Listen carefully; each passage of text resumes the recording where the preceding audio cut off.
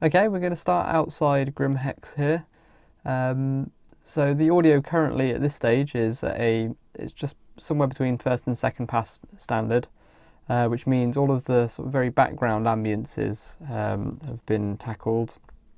But some of the second pass stuff, such as moving parts like door openings and stuff like that, have been done. But I'm mainly going to show this kind of the background ambient stuff. So first things first, we've got this the airlock. The airlock's similar to one in Olisar, however it is a little different. There's some different sounds. The door sounds are obviously different. There's a different animation there, so I've had to match new sounds to that. I've made them sound a little bit clunkier because Grim Hex, I suppose, is a little less well looked after than Olisar.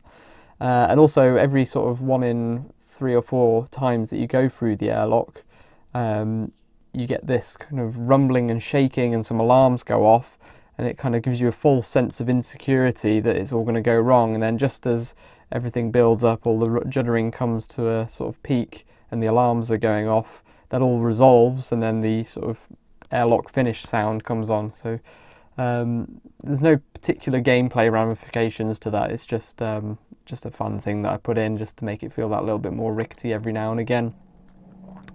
So yeah, as we go through into here,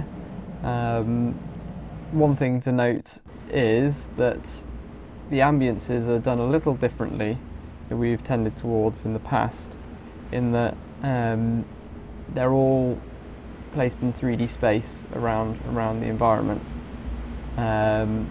So I've got the audio debug on, so these little text things, you can see where sounds are. What you'll find is as you go around the environment, the kind of tonal character of the space changes, you know, every step you take. So the idea that I had in my head was that I didn't want to ever have any very static 2D ambiences or that are just on boxes and areas.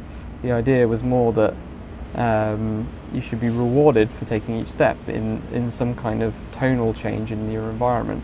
So, you know, the first example of this is we've got a sort of a more basic ambience, which is sort of placed up in the middle there. But then if I go into the corner, it gets rumblier. So we get sort of a darker sound in the corners as we move through.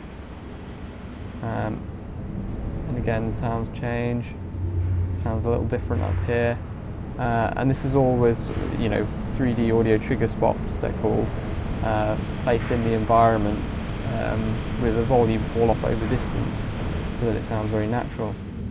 And you can come through here, it's one of the exits. You'll find if you come over here you can hear some wind coming gently from this grating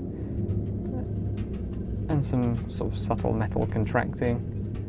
And the environment's full of details like that, again the rumbly corners.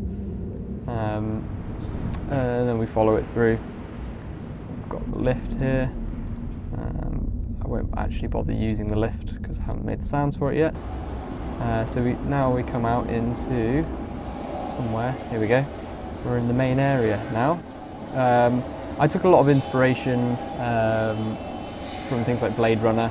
I really like the kind of busy sound of the cities in that film, and I've kind of tried to make it sound a little bit like a sort of a sci-fi pirate bazaar, I guess, in this main area, at least anyway.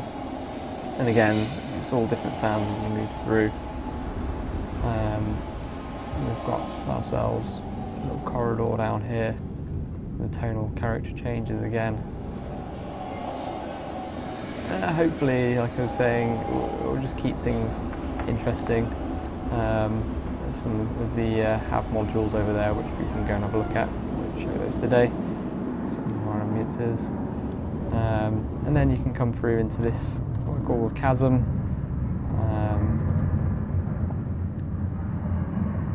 Again, you're getting some nice sort of rock scrapes. If I go over to this thing here, we should start hearing some.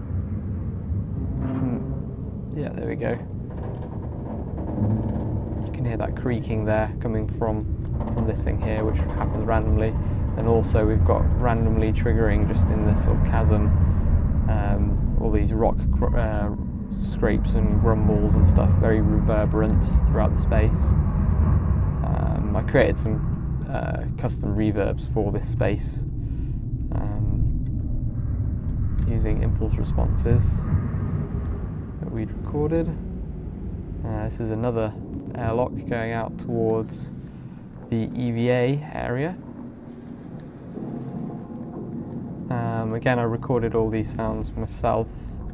Well, apart from there's some stuff on the left there which isn't my recording, but most of the sort of general metallic grumbles I recorded a little while back when we were at one of the Foley studios actually.